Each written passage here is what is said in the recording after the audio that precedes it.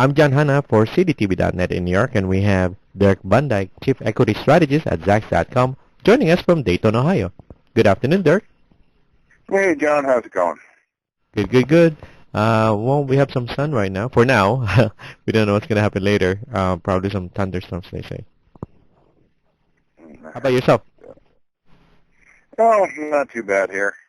Looks like the sun's starting to come out after being rainy. Now, this morning, the Case-Shiller came out, right?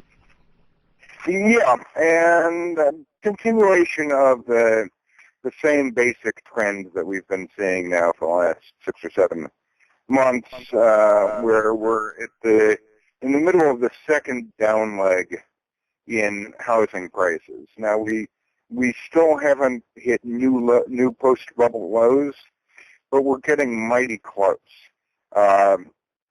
We hit the peak in April of '06 for the housing markets, and then they declined by well over 30% through to April of '09, and then have started to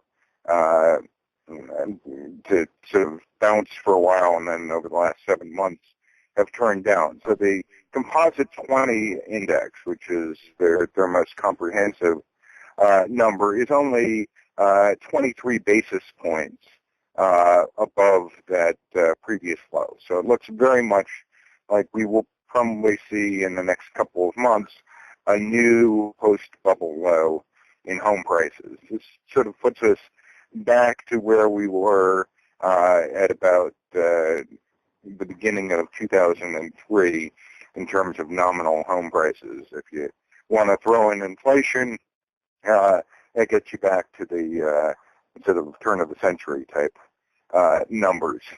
This month we had 6 of the 20 markets that were up and 14 were down. Surprisingly, the best performing market on the month was Detroit, up 2.05%, followed by Cleveland, up 1.18%. It's probably a little too early to declare a West Belt renaissance. And, with Detroit, it's just like how much lower can home prices possibly get? I mean, they're kind of getting down to in some parts of the city, the value of the, scrap copper that you could pull out of the wiring in some of them. Cleveland, not quite so bad, but neither were particularly bubbly markets on the way up. The other market that's noteworthy for its strength is Washington, D.C., up 71 basis points.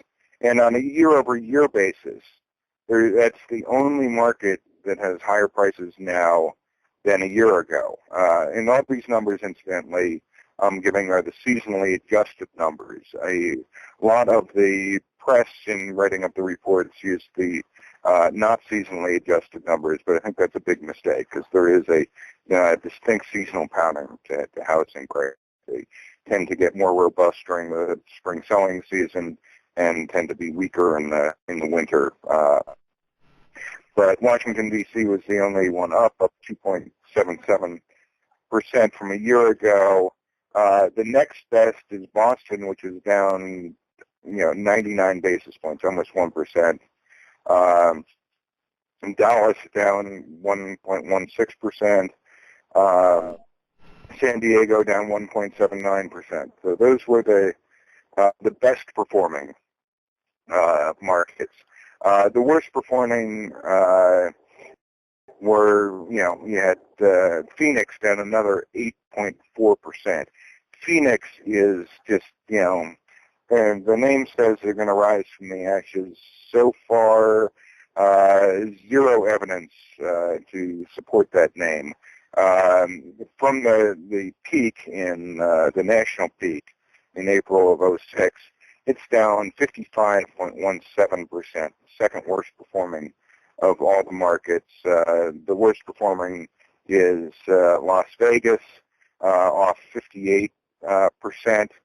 And now we finally have a third member of the half-off housing price club. That's Miami down 50.13%. Tampa and Detroit are kind of knocking on the door. They're down 45.37 for Tampa and 45.33% for Detroit, although, it's not looking like Detroit, at least on the month, is seeing a little bit of a rebound. So by and large, this is a pretty downbeat report, not terribly unexpected. If you look at the number of houses that are available for sale, relative to the selling rate, it's still very elevated. Last week we had the existing home sales report, and there are 8.4 months worth of houses on the market, and that's down from 8.5 months in February. It's still quite high. I mean, it's a normal healthy market has about 6 months supply on hand. During the bubble, we were routinely running closer to 4 months supply. And this overhang of housing supply is really weighing on the market. Now, there have not been a whole lot of new houses added to the market, and the principal reason is that the new homes simply aren't selling very well. And so, that's going to be helpful in absorbing this overall glut of housing that we have. But in the meantime, it makes for a very, very sluggish economy. Historically, every recovery from a recession has been led by residential investment. The reason is that, housing as a very long-lived asset is exquisitely sensitive to interest rates. But even with rock-bottom mortgage rates, we're not seeing much of a boost. Now, we did see a nice little uptick to an annual rate of 300,000 new homes sold in March. That's up from 270,000 in February. And February was revised up rather nicely from a rate of only 250,000. But even with that figure, was still the lowest monthly sales rate, seasonally adjusted, since records started being kept back in the Kennedy administration. The population of the country has grown rather significantly, roughly 50%, a bit more than 50% higher than it was back then. One would presume with more people, they need more places to live. So this is a very, very low rate of new home sales. Yes, that does help absorb that overhang of inventory, but think of all the, if new homes aren't being sold, then new homes aren't going to be built. And think of all the jobs that go into to making a house. It's the carpenters and the roofers and the electricians and the plumbers. Those are the obvious ones. But there's also a lot of material that goes into making a house. The factories producing kitchen cabinets and plumbing supplies and electrical stuff. That stuff isn't counted as manufacturing jobs or counted as construction jobs. Those are manufacturing jobs. And just the construction alone is responsible for 1/4 of all the jobs lost during the Great Recession. That's a huge amount, especially considering that going into the recession, they only accounted for about 6% of all the jobs. It's a very hard-hit area, and it's also tends to be an industry that historically has provided pretty good jobs, relatively high-paying jobs for people without a lot of formal education. And so, it's a pretty important sector of the economy, especially coming out of recessions. But as long as home prices are low and falling, a used home is a very good substitute for a new home. And if prices of existing homes are falling due to this inventory overhang of the foreclosures and the banks are probably going to start stepping up their foreclosure activity. They sort of had to pull back a bit because they, quite frankly, were totally incompetent in handling the paperwork on these, and that got them into a lot of legal trouble. And they were just plain lying to the judge on a regular basis. And judges don't particularly appreciate that, so they had to really scale back on how fast they were foreclosing. That looks like they're probably going to settle those cases with a slap on the wrist of the banks. And then the banks will probably step up their foreclosures again. That's going to lead to more downward pressure on housing prices, which in turn is going to lead to less new home building because the new home builders simply can't compete with the bank foreclosures.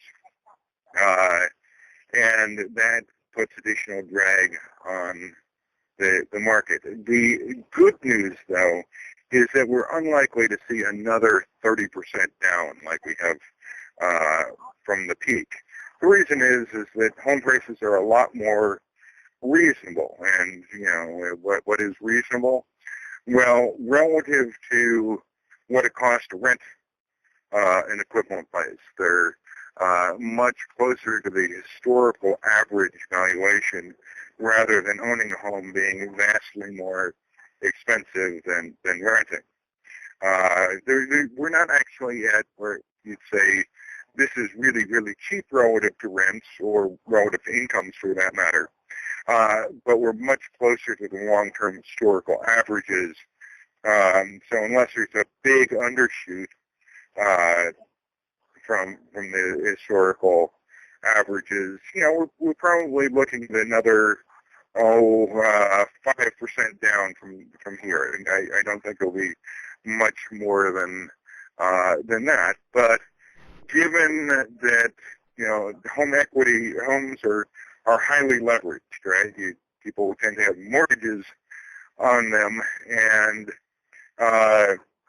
the value of the mortgage remains the same even if the price of the house comes down, and that means that the value of the home equity falls a lot more than 5% if you have a 5% decline in home values, very often wiping it out completely. And that's an important barrier because theoretically the rate of foreclosure should be zero when the value of a house is more than the mortgage, right? Even regardless of how bad your cash flow situation is.